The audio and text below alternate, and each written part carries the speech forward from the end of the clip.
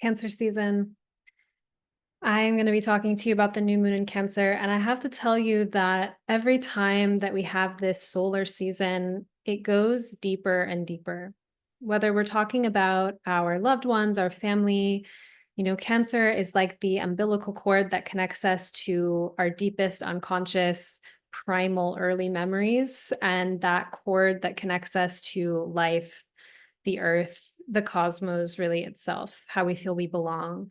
It's so deeply core related to what we need to grow, what we need to feel nourished, what we need to feel safe, what we need to feel like we belong. And so we could look at this, I'm going to be sharing a forecast about the new moon, and I'm taking it to a more philosophical, spiritual, maybe dare I say shamanic proportion than purely mundane. But I want you to think about what's going on in your life, what you're currently experiencing and feeling, and apply some of what I'm sharing to that. So let me first tell you what I'm going to be talking about here by pulling up the chart. This is the new moon in Cancer at 14 degrees Cancer. It is happening on July 5th at 6:57 p.m. Eastern. And you'll see that the moon is conjunct, the lunation is conjunct Venus in Cancer, and that we have a wider sextile to Mars and Taurus, and a also not so wide, but kind of midway trine between the sun and, or the lunation, the sun and the moon in Cancer, and Saturn in Pisces. So I think that's an interesting juxtaposition of, Venus being a benefic and relating to, pleasure and the good and whatnot. And then Mars and Saturn being more difficult or malefic planets. And I'm going to be talking about what that means. So the malefic planets represent, actually, before I get into all this, welcome back to my channel. Please like this video, leave a comment at some point to say hi or to let me know what resonates with you and how you're doing, and subscribe to this channel, hit the notification bell so that you know when new videos come out.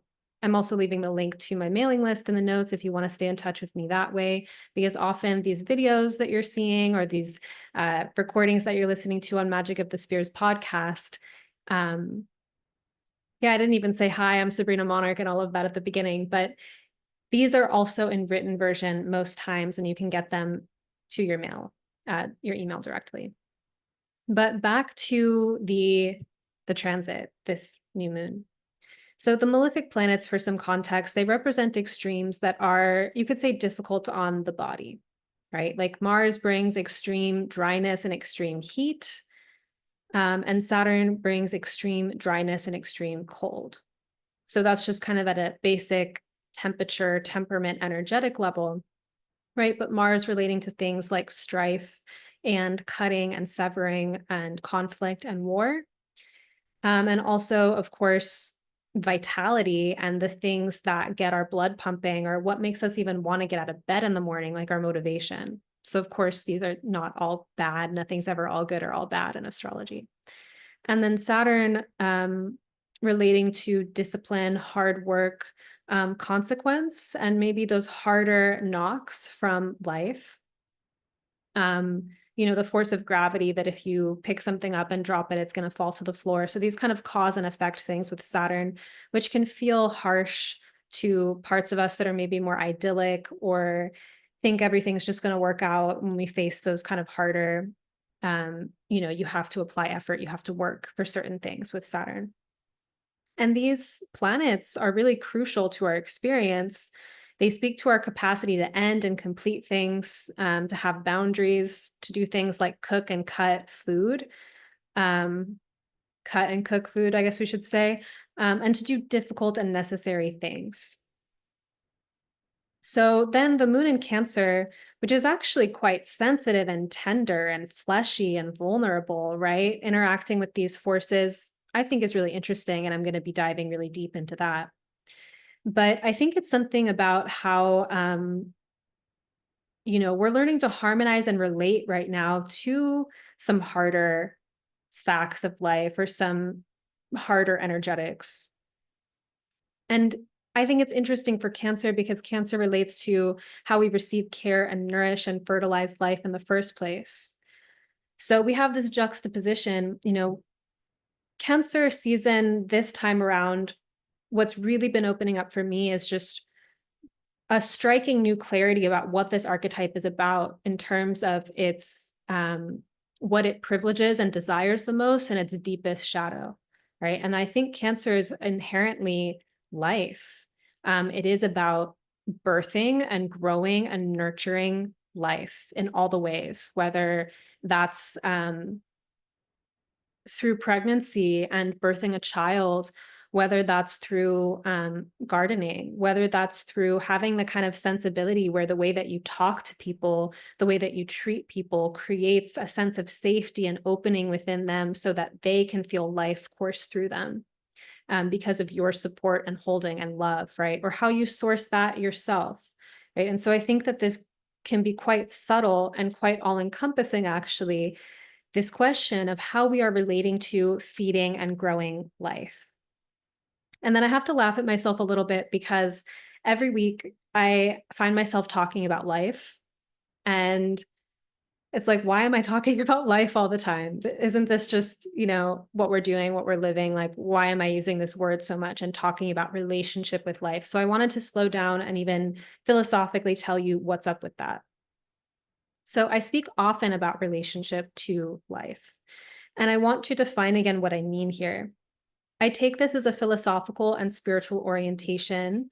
And I guess one way to enter into it is that years ago, I recognized through experiences that my deepest needs and desires, right, these things that I want and need and desire so badly, were very big. Like, were not necessarily things I could project onto one person without being disillusioned, right? Or project onto a circumstance without being disillusioned. That in some sense I'm seeking this relationship with God, right? And yet I'm here on earth in a body, having a temporary life. So as I realized that there's just this kind of weaving dance between spirit and matter, um, it's like there's this dynamic where I can do things practically on the ground. I can take actions, I can pursue things, I can cultivate relationships. But then there's also a force behind it that animates all of this. And so sometimes I'm taking up my deeper desires and wishes with just the practical day-to-day thing, but also the thing behind it, the mysterious force behind it. And we might call this God or the universe. And I do distinguish spirit or God from life. In one sense, if we really want to sum it all up, they are the same thing. But if we want to kind of parse them out, I think of spirit having a more masculine and transcendent quality, that, place of higher insight and channeling wisdom. And life as a feminine, fleshy, embodied thing of nature, and how life relates to our concrete material circumstances. So there's the eternal, right? And when you tap into spirit or you have these moments of spiritual clarity, you might transcend your current life experience. You might feel in touch with something so deeply beyond your flesh, your current circumstances. And I think of life as those things, the flesh and the current circumstances. And so I had these early experiences of profound disillusionment in relationships that led me to take up my needs and grievances and wishes and all of that with spirit and life themselves, and to begin this dance of weaving between the realms, apt for all the Pisces I have in my chart. And this also led me to not abandoning earth life and actually rooting myself quite deeply and apprenticing myself deeper and deeper to the mysteries of the body, of embodiment, of being a human. And I believe that this life is inherently spiritually meaningful. And I think it is spiritually immature, in my opinion, to devalue the body and material life in favor of the transcendent and the beyond. And this is actually a lot of what, I teach in astrology in my evolutionary astrology intensive, because I teach astrology from the perspective of the soul, and that we are these beings that are so much vaster than this current life, but our current life is the perfect alchemical training ground experience place for us to be in this multi-lifetime evolutionary journey. So I promise we will start to narrow this down and talk about the new moon and what this all means, but I wanted to, talk about the scope of the conversation that we're having. But I do have an announcement before we continue.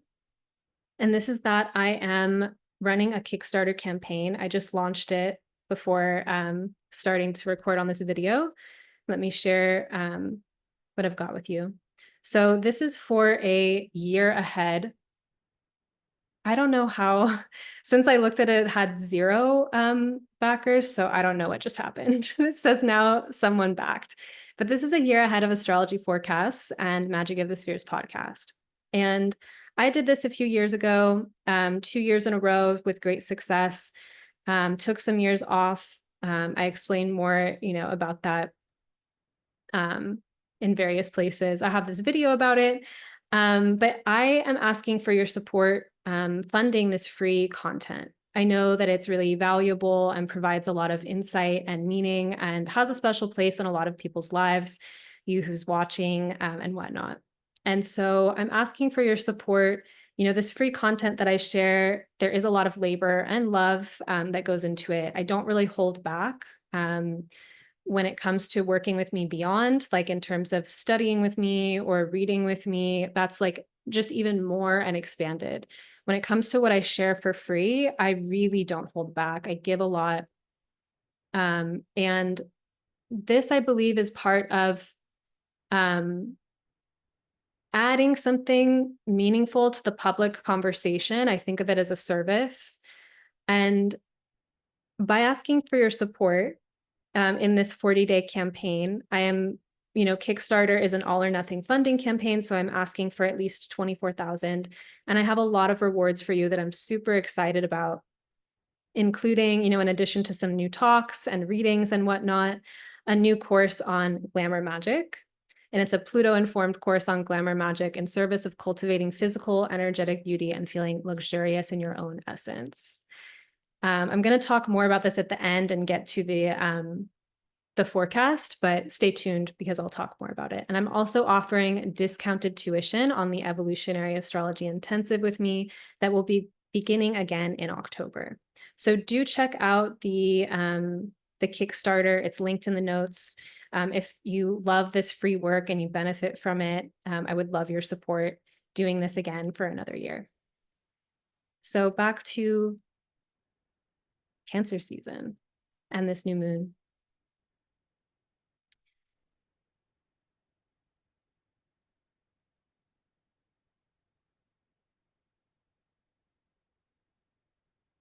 So the more I think about this archetype of Cancer, I've realized that there are many things in this world that we perceive as a threat to our sense of comfort, right? So cue that cozy new moon in Cancer conjunct Venus in aspect to Mars and Saturn. And just because things are uncomfortable do not mean they are not supporting life. There's plenty of meaningful, difficult things in this life.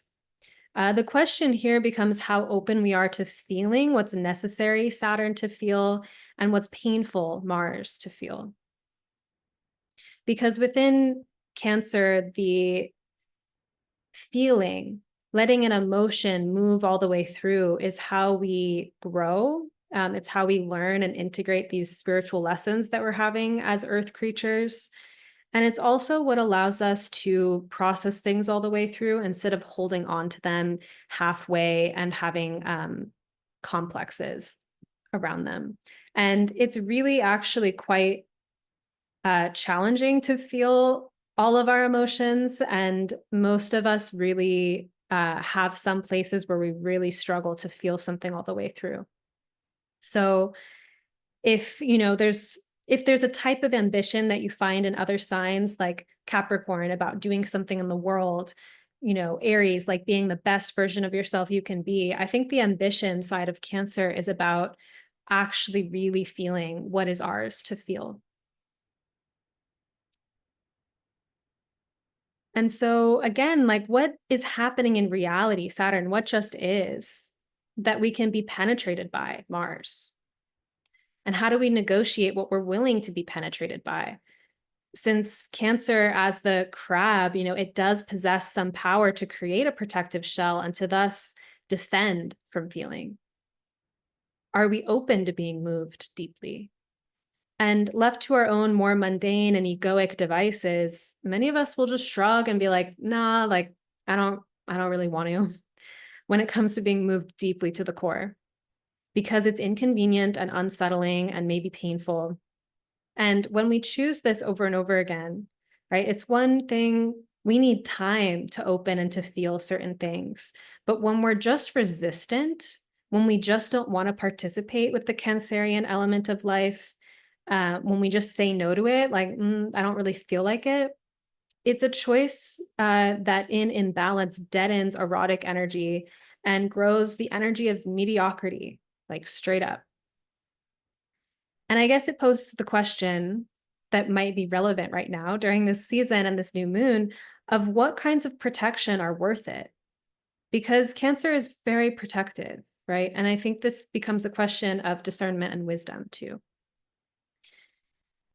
This Cancer season, I experienced a newfound clarity about the archetype that really has shifted many things in my inner life. And I go between, with forecasting, like choosing a more personal voice, like this is what's happening, what I'm realizing, and I want to share it with you, and maybe speaking a little bit more outside of that internal perspective. But it's Cancer season. I want to be intimate and cozy about it and just share with you what I'm seeing, what's like really real at the moment. So this is something I wrote in a recent letter. This quote, I've been wondering about this duality of Cancer.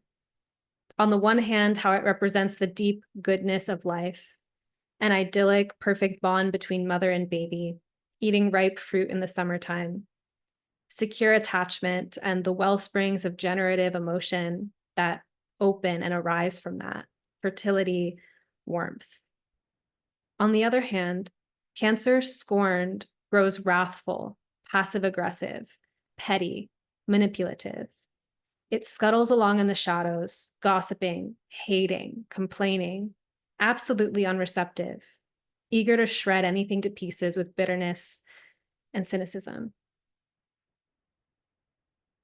Now, take that in for a moment, right? And really let yourself think of it beyond that Cancer person I know, because when you do that, you're being crappy too.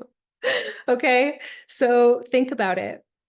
Really think about it, that duality, because I think we've been putting it on Cancer as a personality type, but I think it's actually uh, much more part of the human condition and how the human ego personality even handles the sheer chaotic vulnerability of feeling what we are capable of feeling.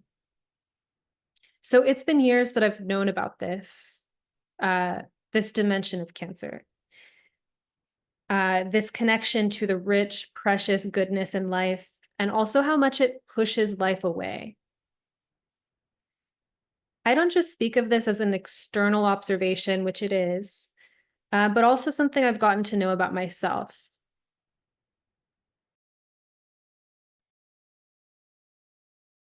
The video just stopped, which freaked me out, but I guess we're still here. So I was saying that this is something I've gotten to know in myself. It's a condition of life that Cancer represents, and it's universal. Cancer in evolutionary astrology actually connects to the ego. And similarly, the way that our house, our home, our personality, these are all egoic structures, right? We're souls in personalities and identities. And so our personality is an ego. Like our personality is not the ultimate deep truth of who we are. It's a meaningful interface of how we as souls move through the world. So the personality can be, edited, worked with, shifted, opened. The soul just is. It's a truth within us. So these structures, right, our personality, our home, all of this, they're meant to be nutritive and supportive. And they can also become stuffy and closed off and really limiting. We need homes and shells to have any semblance of individuality and stability, as opposed to just being completely with the oceanic currents of chaos, without preferences personally, without personal goals, without needs, without an identity. Like, we're speaking of ego as something very neutral, not something bad, not an inflated sense of self per se, which is a type of ego or a type of personality. But ego is the boundary of self that separates us from the pure chaos of nature and the cosmos. It is the protective barrier that families create for their young, too, creating a safe world that's protected from as much negative outside influence as possible. Right. And if we think about what I was saying earlier about having to harmonize with difficult things, I think it's also the way that parents end up teaching their children how to face challenges too, as like a meaningful part of their development. These barriers from the outside world, at best serve the purpose of true protection, right? Of creating rest and respite and necessary space. But often in our lives, these barriers defend us from the very feelings that would contribute to our sense of dynamism and aliveness. To be receptive then to the pure, thrumming energy of life, we must feel, we must be moved and touched and affected, not just by the good, but also by our fear, our grief, humiliation, even anger, and any other emotion under the sun. The ego can become rigid in ways to block out the vulnerability of being tossed around in these waves. And often this occurs unconsciously. It becomes part of our personality, it becomes part of our coping mechanisms, the ways that we avoid sensation. So, this new moon, I believe, could be an opportunity to situate ourselves within the choices we are making, to be basically receptive and to allow ourselves to feel more, right? And to take greater responsibility, or to access deeper wisdom, this trine to Saturn and Pisces, to what we've been spiritually assigned to feel. So I'll share a little bit to explain what I mean. Another clarity that came to me during this time was that we generally require resource to be able to feel deeper things. For children who are having intense and all-consuming emotions, they cannot stabilize these so much on their own. It's the role of adults in their lives to mirror and empathize with what the child is feeling, to let them know it's okay, so that the child can successfully move that wave of emotion through their body. And without that mirroring, without that empathy, the emotions go into shadow, they get stuck, they get lodged as traumas. And this happens to pretty much all of us. We're not perfectly mirrored as kids. But in a lot of ways, we do get sufficiently mirrored, hopefully. And we receive this message from our caretakers that it's okay to be angry. It's okay to be sad. I see you, you're so happy, and like celebrating with you. And that this mirroring allows the nervous system of a child to regulate and feel safe to run those currents of emotional energy through their small bodies. And then in our adult lives, we also require holding, which can come in many forms. It's not necessarily another person, it often could be.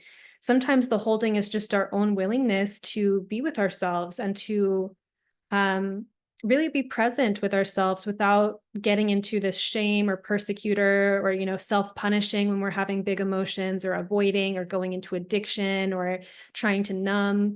Like, how are we holding our emotional experience? Do we make time to move around and feel? Do we journal? Like, do we just sit and meditate and tune in, right? What are we doing to hold ourselves? As well as, what are we building and choosing and leaning into in life that's creating that holding for us, right? Are we holding our problems inside and never talking to anyone? Or do we have skills to bring what we're struggling with to other people that would allow us to receive that care that we need, right? To be able to channel these emotions through.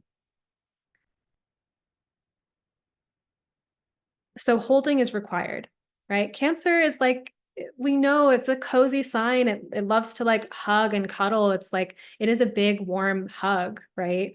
And so just thinking of that energy of holding in our lives.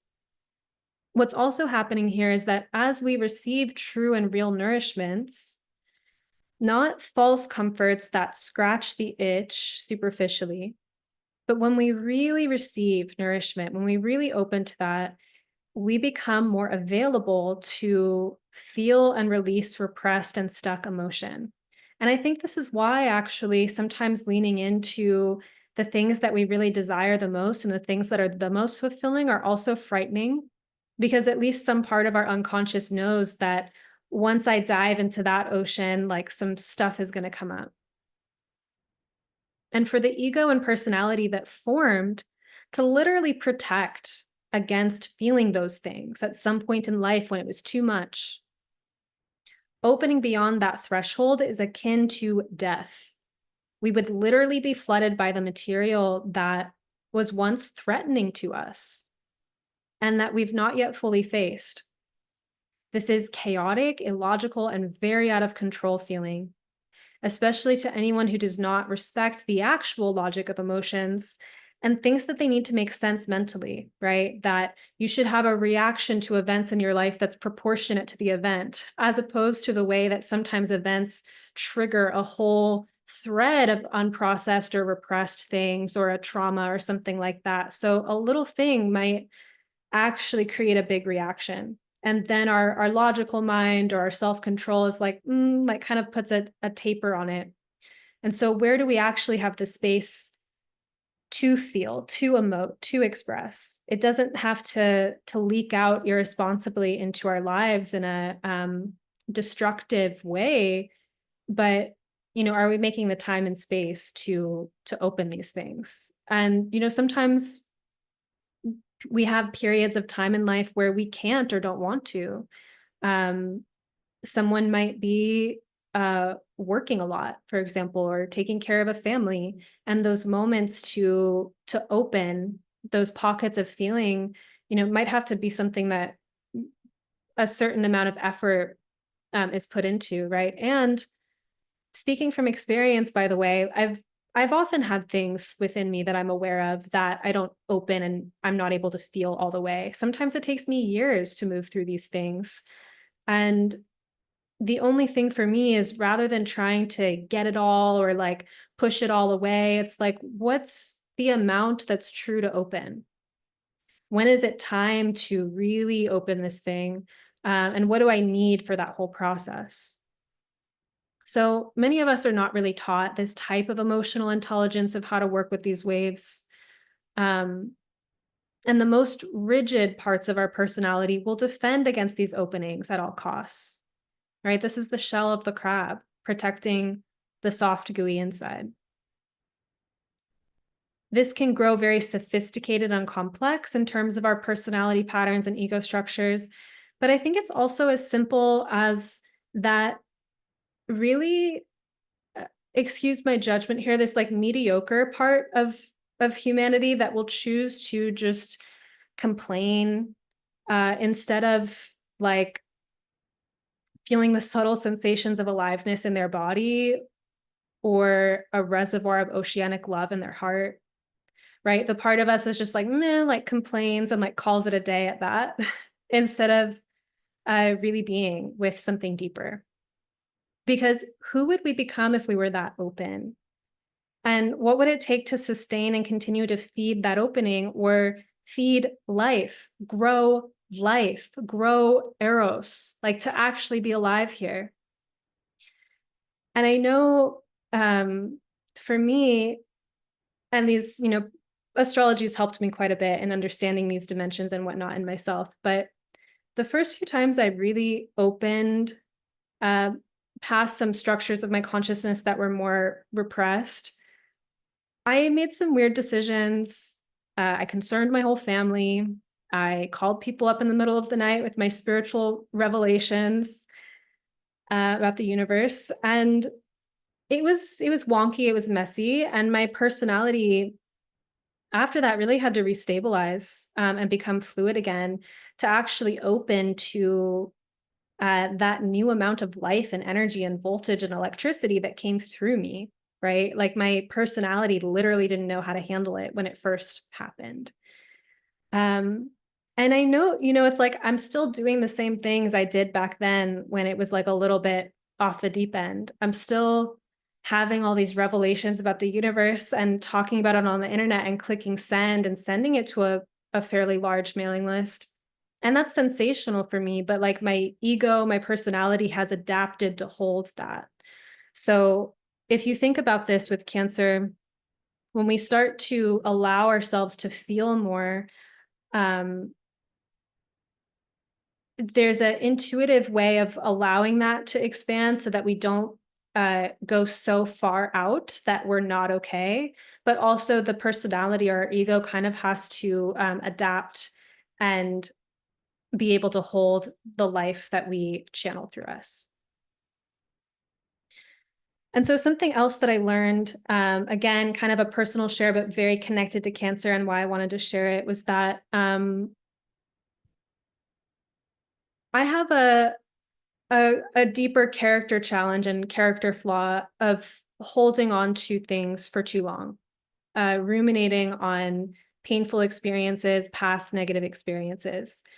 Um, I blame it on being a Taurus moon opposite Pluto and Scorpio, which is also the ruler of my which is also the ruler of my South Node in Cancer. The internet disconnected or Zoom disconnected. It's driving me crazy. Been a little Cancerian moment. But this is, it's really not my preference to have this as a personality trait. It's a problem. I work on it. But I realized this last week that it's a symptom of disconnection, that, this pattern, that actually these moments that I have of profound connection and peak experience, which are also so important and nutritional to me, that in those moments, I experience my grudges, resentments, bitternesses fall radically away. Like everything feels right. And I feel just open and alive. And I realized that my practice here is to actually just turn toward and cultivate connection instead of focusing on lack, instead of focusing on what isn't there, or what happened in the past. And I think that some people naturally have better, understand this better than me. But that's been my issue with being a Cancer South Node person. And I've long known these dynamics intellectually at some level, and I tried to use discipline and force to shut out that pattern. And it would be kind of like if I was a smoker, like having the desire to smoke a cigarette and just sitting on my hands and like fighting the addiction instead of actually feeding the need that is at the root cause. So the breakthrough that I had recently about it was realizing that when I'm in this bitter, resentful, crabby Cancerian state, that I'm simply in the Cancerian shadowlands. That rather than looking up to a beautiful fruit tree or lovingly cultivating a fruit tree, that it's like hanging out in a pile of garbage and trying to feel alive by eating the highly sensational decay. It's those cheap hits and thrills, which to our nervous system is focusing on rejection, lack, negativity, or replaying past dramas and getting our hearts pumping over cheap and grotesque entertainments, like sensational, cheap thrills. I developed an enormous capacity and wisdom around excavating and transmuting deep pain, raw pain. But at some point, this digging is just not the point, and life must be chosen. So maybe if you're following me, I think it's important with Cancer to see that it's not just a personality trait. It's how we relate to the goodness and the fertility and the warmth and the creative, like fertile dimension of life, versus where we are so divorced from that, so disconnected from that, and what happens to us when we are that malnourished, or parts of us become that malnourished.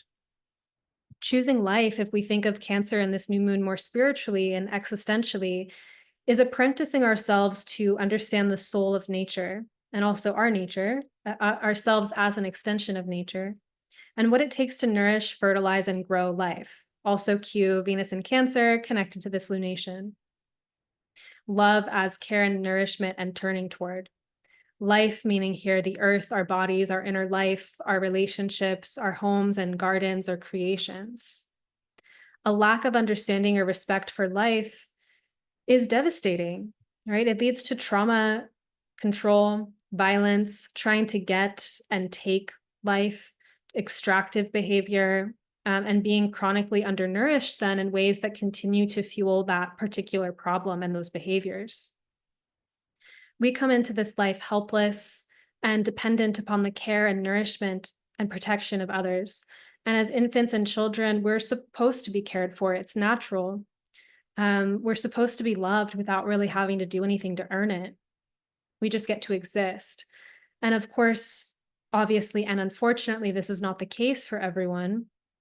And it then makes up the path of reparenting for those of us, fortunate enough to get to do that, to have that wisdom and understanding and frameworks, um, and that this earth life is so imperfect. Part of the spiritual thing that we're doing here is being with the mess and the imperfection. And so we're given this early life circumstance, early family circumstance that nurtures parts of us, but neglects other parts of us. And then we become stewards of loving into wellness those parts of us that were once neglected. And no one else really does it for us all the way. It's something that we become responsible for with age and maturity.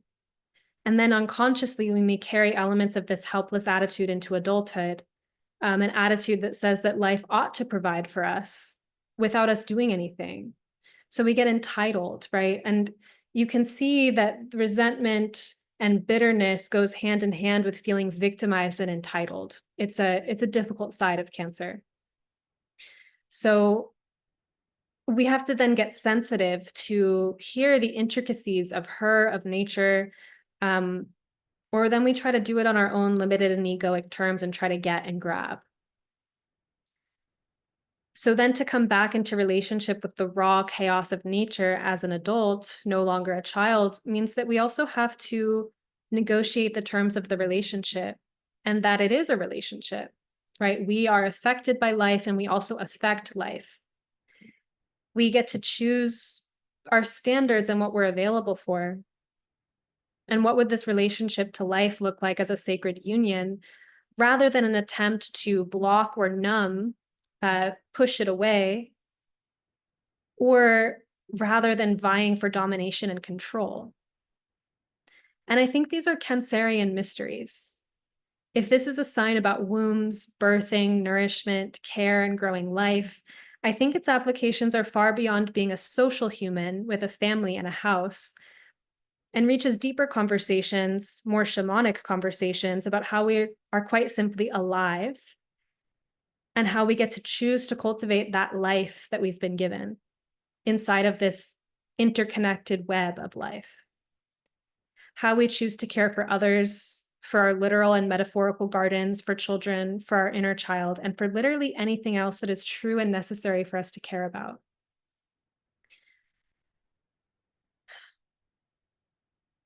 And if you think about it too, um,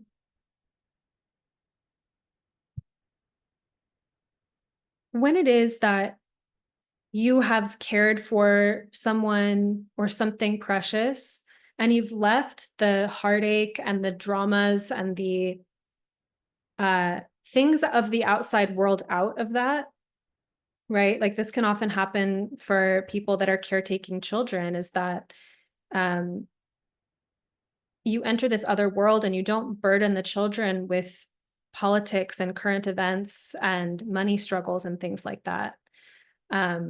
It shows up to when you show up in service and when you're working and you leave I share a lot of my personal stuff, but you leave um, your personal messes to an extent like out of it, and you just show up in service, you show up sufficient. That that's a choice actually, to focus on care and focus on what's mm, needing support and love, and not being so taken out by the things on the outside world outside of that bubble that you can't do that.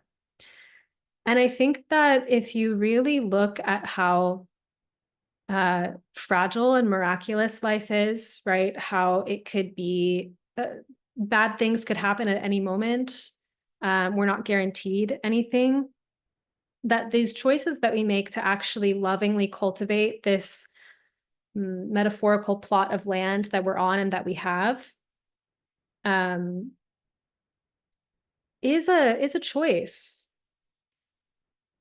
And I think that there's a strong ego inside of that to be able to do that because I remember times when I was in college, like young adulthood, early 20s is very hard. I remember having certain times where I couldn't go to class because I was crying too much. I literally couldn't get it together to go to class. And I don't really have that problem anymore. If I'm in a real crisis, I might cancel some things and let myself be in crisis. But I have a lot more capacity to compartmentalize the thing, take a breath, show up, enter that space, go back to what I just compartmentalized. And I think that when it comes to this question of feeding life, if you've ever, and this could be something that happens on psychedelics too, if you've ever had like a psychedelic journey or have had multiple ones, that if you focus on certain things, like certain tragic, terrible, disastrous dimensions of life, things can get very dark forever at infinitum. These things exist, right? And the question is how much we invest, because there's a necessary investment in knowing about those things. There's a necessary investment in knowing how to protect where protection is needed. But we can't overinvest, in my opinion, in these shadowlands when it inspires a kind of neglect and lack of attention on what is precious, and then life is not being attended to at all. So to tend to life in the face of these outside forces, whatever that is for you personally, or it's a global thing, it's having that capacity to still create that bubble of care and to actually do that in a way that's more exalted with cancer, because the ego, the resistant ego that tries to not be sensitive to life and be really resistant, is creating a bubble too. But it's just like how valuable Venus is the bubble of care that is being created. I also wanted to make the point that we might remember that cancer is really savage. It's what a mother will do for her young when threatened. It's the part of us that will hunt and kill. This is another thing that points to the necessity to have relationship with the malefics, for a chef to understand knife skills and to not, to be efficient and to create the food for people without injury, or for the person to learn how to speak the truth, to cut with their words, and to, because it's necessary, but to learn how to do that without excess charge or violence, like just what's needed.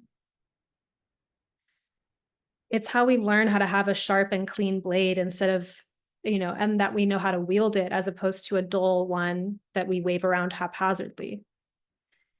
We have our own savage qualities to contend with. Everyone does, to contend with being in right relationship to them. And here I believe it has something to do with how we respect, honor, and cultivate life.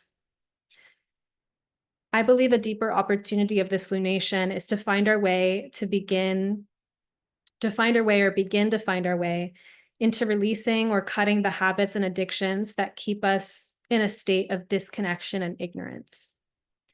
What is the vice personally for you that siphons your energy away from connection, from caring for life, from caring from your life and the life around you? Remember here that connection means presence with what is, connection to your body, connection with animals and plants, with exactly what's present. And rather than trying to quit that vice cold turkey, it's like, and then, or focusing on the lifelessness and being in the vice land. What is the deeper need or neglect the craving of the vice is a symptom of, right? There's the vice, there's the addiction. What is the deeper need? And we can feed the vice because it gives us that immediate sensation or that quick hit. But underneath it, what is it that we really need? And isn't that what cancer is all about? Learning about our needs and taking care of them. What is the real, true, deep nourishment that you crave, that you need, not just crave? What is the nourishment that would set the deeper waters of your soul free to move and animate your life with that deeper power and magic that lives inside of you?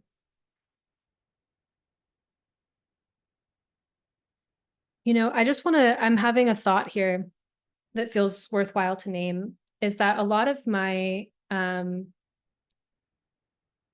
transit analysis and my relationship with astrology has been infused with what I've learned about embodiment the last some years. And um, for women, it's like this sense of being connected to being someone that can give life. Like there's a creatrix side of it. And so a lot of the advice I give might actually be quite feminine in the sense of I'm encouraging you to like feel your emotions and dance and move around and feel your sensuality and like open to life and whatnot. And that's feeding the opening. But if you're more masculine in your orientation, or you're a man or what have you, feeding life is also about knowing how to relate to the feminine in a way that serves the feminine. And then there's this kind of mutual dance of that sacred union between masculine and feminine, where the open feminine, the feminine whose opening has been fed, she's giving so much life and nourishment, and that feeds the other in return. So I think there's something to be said about whether you are feminine and that's the pole that you are holding, or you see yourself as in relationship to the feminine, wherever you are in that, that's really what I'm talking about. So I know my channel, I mostly attract like women, and that's part of what happens with astrology too, is that there's just sometimes less men that are interested. I love having men follow me and be connected to my channel. But I just wanted to name that of like some of what I'm talking about with like being in the opening and like feeding life, like that's going to look different depending on your relationship to the feminine and how you relate to her. And one of the last things I wanted to say before I also get into the Kickstarter and share more with you about that is that it's important to know and remember here, and perhaps this is why Jupiter exalts in Cancer, that nourishment creates growth. Remaining malnourished by choosing the familiar comforts and vices of the ego is a way to not have to open and not have to change. It's a comfort zone. And, we're not being faced with the foreign and uncomfortable inside of that per se. Attuning to and cultivating real nourishment, on the other hand, cultivates or creates new realities that require us to grow, adapt, and change. And this could be exciting. This could be the material of our deeper dreams and prayers. So again, like this video, leave a comment, let me know what resonated with you. I really adore hearing from you. And I'm going to share about my offerings again, because I'm super excited about this Kickstarter, the things that I like really sat down and felt into what I wanted to create. So I'm just going to share my screen again and talk to you about what I have going on.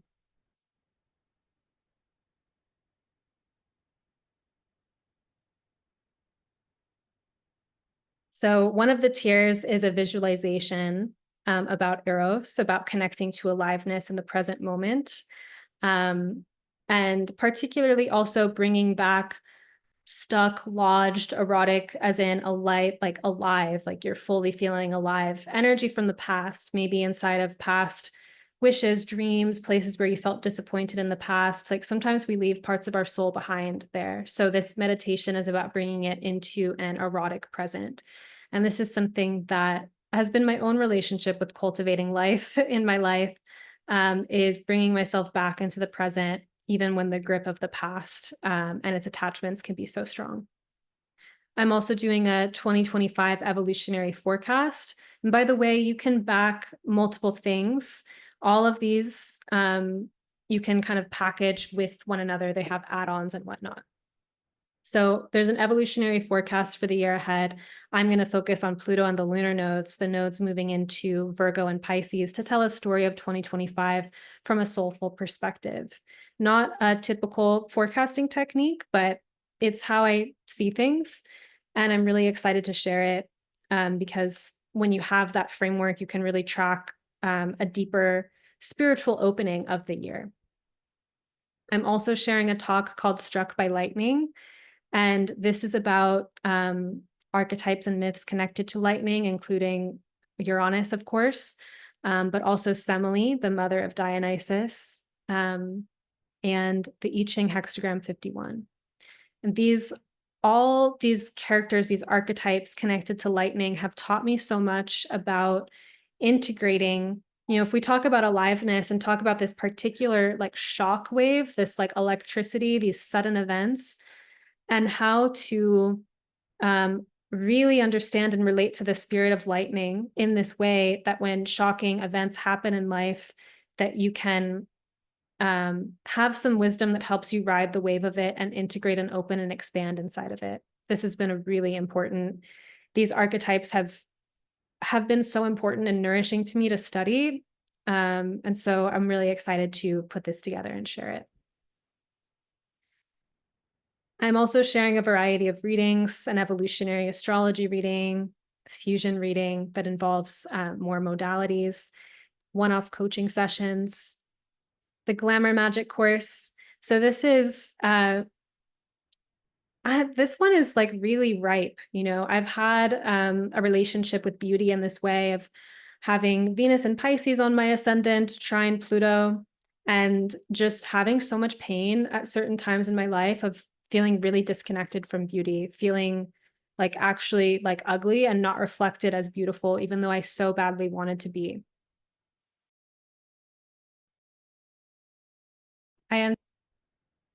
Sorry, the video cut out again. I ended up learning how to transmute my deepest pain and anguish, which were kind of intense and traumatic, those emotions that I was holding, to transform those back into power, back into being able to intention energy through my body, right? To have my own narrative about myself and to actually create glamour magic. So I say it's a Pluto-informed glamour course because it is about connecting to the power of your ability to create energy that you channel through your body and to divest your life force energy from bad magic and poisons. And by that, I mean cultural beauty standards for the most part, and that whole kind of web of the beauty industrial standard and the ways that lodges inside in a very internalized way for people and creates a lot of pain. And so how can you be magically sovereign in the face of that and reclaim all that energy from those powerful forces back into your own creative, enchanted sovereignty with your physical appearance? So I am teaching like a test run of the class now because it's my first time teaching beauty and glamour magic. And it's already been a really beautiful experience. And I'm really delighted to be putting together my ideas on beauty from a very deep well within me. And then I'm also, let me share my screen again.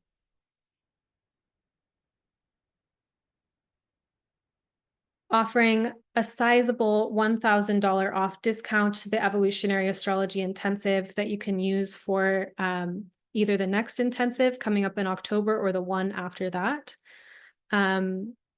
The course page for both of these, the Glamour Magic and the Evolutionary Astrology Intensive, are linked in the notes. And then you can also bundle them, have the Glamour Magic and EA Intensive. And additionally, you can add the other things before it as add-ons to any of that. So if you have any questions for me about the Evolutionary Astrology Intensive or the Glamour Magic course, let me know. I'm going to be announcing the dates of the Glamour Magic course, but I haven't yet. And the Glamour Magic course, let me just say, is not just for women. It's for everyone. And I definitely do have a personal experience of it from a feminine perspective, but the teachings are not exclusive to women, even though it's usually women that would be the target demographic for something like this. I think it would be awesome to have some men in the course, and any gender who wants to participate.